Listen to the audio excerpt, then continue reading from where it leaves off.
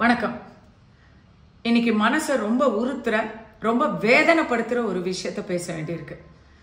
சமீப காலமாக சினிமா நடிகைகளை பொது வெளியில ரொம்ப கொச்சையாக அவதூறு பேசும் போக்கு அதிகரிச்சுட்டே இருக்கு. அவங்க வந்து வாய்க்கு வந்தபடி பேசிட்டு போயிடுறாங்க. அதுல கொஞ்சம் கூட உண்மையே இல்லைன்னாலும் அதுக்காக இது உண்மை இல்லை பச்சை பொய்ன்னு சொல்லி தங்களுடைய நேர்மைய நாட்டுக்கு பறைச்சாற்ற இடத்துல எல்லாம் யாரும் இல்லை. ஆளாளுக்கு வாய் இருக்கு, நாக்கு இருக்கு அப்படின்னு சொல்லி பேசிடுவாங்க. அதுக்கப்புறம் அது இல்லைன்னு ப்ரூவ் பண்ற இடத்துல யாருமே இல்லை. இப்பதான் மன்சூர் அலிகான் அவர்களுடைய பிரச்சனை ஒண்ணு ஓஞ்சிருக்கு. இதோ இப்போ குறிப்பிட்ட நடிகையை பத்தி ரொம்ப ரொம்ப கேவலமாக பேசி ஒரு அதிமுக ஒன்றிய செயலாளர் இன்டர்வியூ கொடுத்து வீடியோ விட்டுருக்கிறாரு. போனேன், என்ன பண்ணுறான்னு பார்க்க போனேன். தண்ணி போட மாட்டான், நல்ல மனுஷன் கூதல். அப்புறம் அந்த தெரியும் அதில் ஏற்பாடு பண்ணார். பாவம், நான் 2 நாள் சின்ன பிள்ளையாதான் வேணும் ஒட்டாரம் பிடிச்சார். ஏங்க அப்படின்னு நான் கேட்டேன். ஆனால் பேசாருன்னா வாழ்க்கையில் இது ஒன்று தான் அனுபவிக்கிறான். அவளுக்கு 25 லட்சம் கொடுத்து கூப்பிட்டு வந்தாங்க. இல்லை, அவருக்கு அவருடைய கட்சி தலைவர்களோட தனிப்பட்ட முறையில் காழ்ப்புணர்ச்சி, அவருக்கு பல கம்ப்ளைண்ட்ஸ் இருக்கலாம். இதுல இவர் பார்க்காத ஒரு விஷயத்த, இவருக்கு முழுசா தெரியாத ஒரு விஷயத்த ஏதோ ரொம்ப தெரிஞ்ச மாதிரி அவர் சொல்லியிருக்கிறத வன்மையா கண்டிக்கிறேன். அவன் கேட்டான், இவன் கேட்டான்னு சொன்னா கேட்டாங்கிறதோட நிறுத்திக்கோங்க. அவ வந்தா இவ வந்தான்னு சொல்றதெல்லாம் வந்து அவதூறு. அது ஆதாரமே இல்லாம தான் பேசுறேன்னா அவரே வந்து அந்த இன்டர்வியூல ஒத்துருக்கிறாரு. நானா கிட்ட இருக்கும், நான் தான் போந்து வந்துட்டோம். நான் எங்களுக்கு என்ன வேலை, அங்கே உள்ளே வைக்கிறாங்க. ஏதோ 2 சோறு போட்டா கறி திரும்பிட்டு வந்துட்டேன். என்ன ஆதாரங்குது? ஒரு பொம்பளை கிட்ட போறத வந்து நான் பார்த்துட்டே இருக்க முடியும்.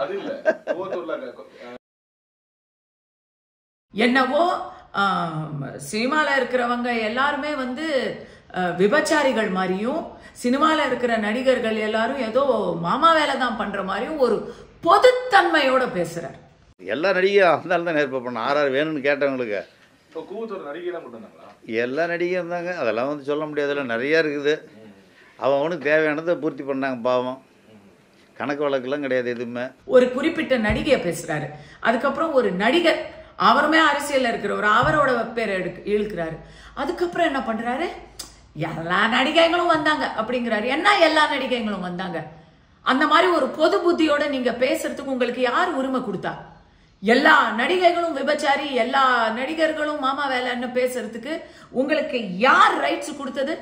அப்ப எங்களை போன்ற ஒரு நேர்மையோட வாழ்க்கையை வாழ்ந்துக்கிட்டு கண்ணியத்தோட பொது வாழ்க்கையிலும் வரணும்னு நினைக்கிற எத்தனையோ பேருக்கு இது எவ்வளவு பெரிய பின்னடைவு.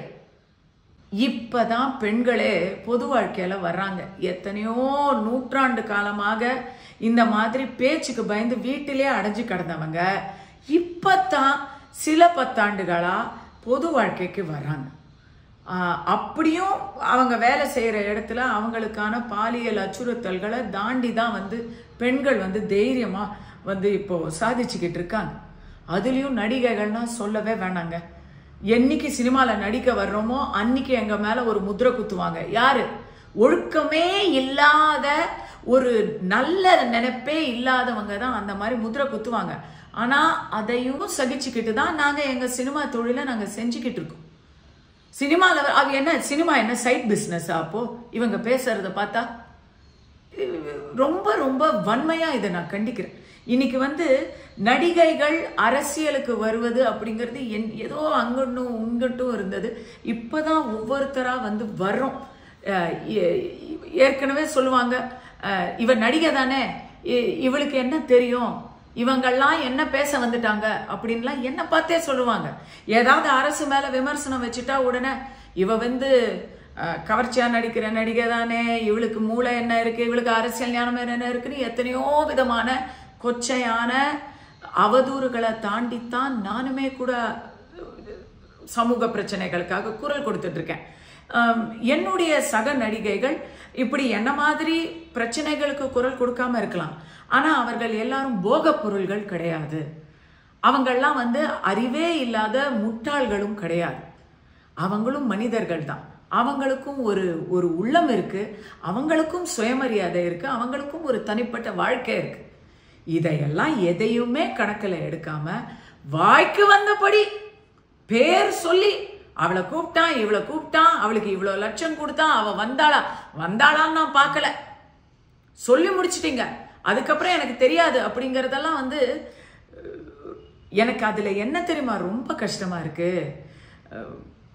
ஒரு பெண்ணாகவும் ஒரு நடிகையாகவும் இருந்து மிகப்பெரிய தமிழ்நாடே போற்றும் ஒரு தலைவியாக உருவெடுத்த புரட்சி தலைவி அம்மா ஜெயலலிதா அவர்களுடைய கட்சியில இருந்துகிட்டு நீங்க எப்படி நடிகைகளையும் பெண்களையும் இழிவுபடுத்துறது எந்த கணக்குல வரும்னே எனக்கு வந்து எனக்கு நினைக்கும் பொழுதே நெஞ்சு வலிக்குதுங்க, வலிக்குது.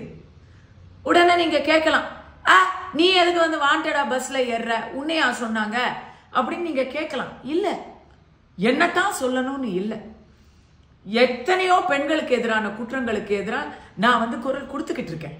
அப்போ என்னோட குடும்பத்தில் இருக்கக்கூடிய பிரச்சனை, என் சினிமா குடும்பத்தில் இருக்கக்கூடிய பிரச்சனை, எனக்கும் வந்து போன்ல வந்து இதை வந்து பட்டவர்த்தனமா வெளியே வந்து மறுக்க முடியலன்னாலும் மனசுக்குள்ள அழுதுகிட்டு ரத்த கண்ணீர் வடிச்சுக்கிட்டு இதுல பாதிக்கப்பட்டவர்கள் இருக்கிறாங்க. எனக்கு வந்து சிலர் போன்ல பேசினாங்க, அதுக்கப்புறம் தான் நானும் வந்து இங்க பேசுறேன்.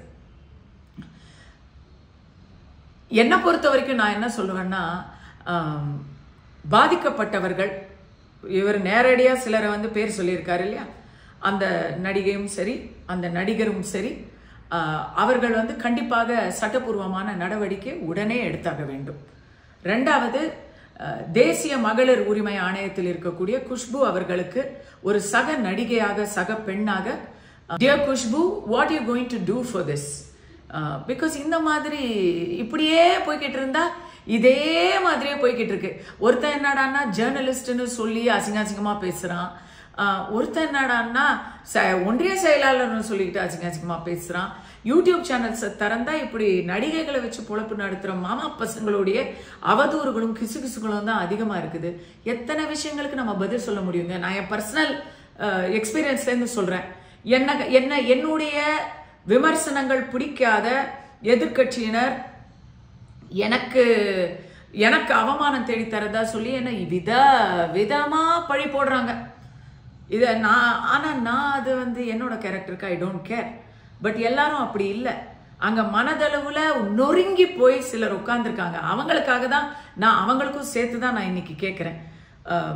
அரச வேண்டிக் கொள்கிறேன், தமிழக அரசையும் தமிழக நீதித்துறையையும் இந்த விஷயத்துல தன்னிச்சையாக நடவடிக்கை எடுத்து சினிமா தொழிலாளர்களின் மானத்தையும் பெண் இனத்தின் பெருமையையும் நிலைநாட்டும்படி வேண்டி கேட்டுக்கொள்கிறேன். ஏன்னா பொதுப்படையா இப்படி நடிகைகளை பேசிட்டோம், அதனால என்ன நடிகை தானே அப்படின்ற தாட்ல அவர் பேசுறாருங்க பாருங்க. அது சினிமாக்காரங்களை மட்டும் பாதிக்கலங்க, ஒட்டுமொத்த பெண்ணினத்தை பாதிக்குது, உங்க குடும்பத்து பெண்ணையும் சேர்த்து.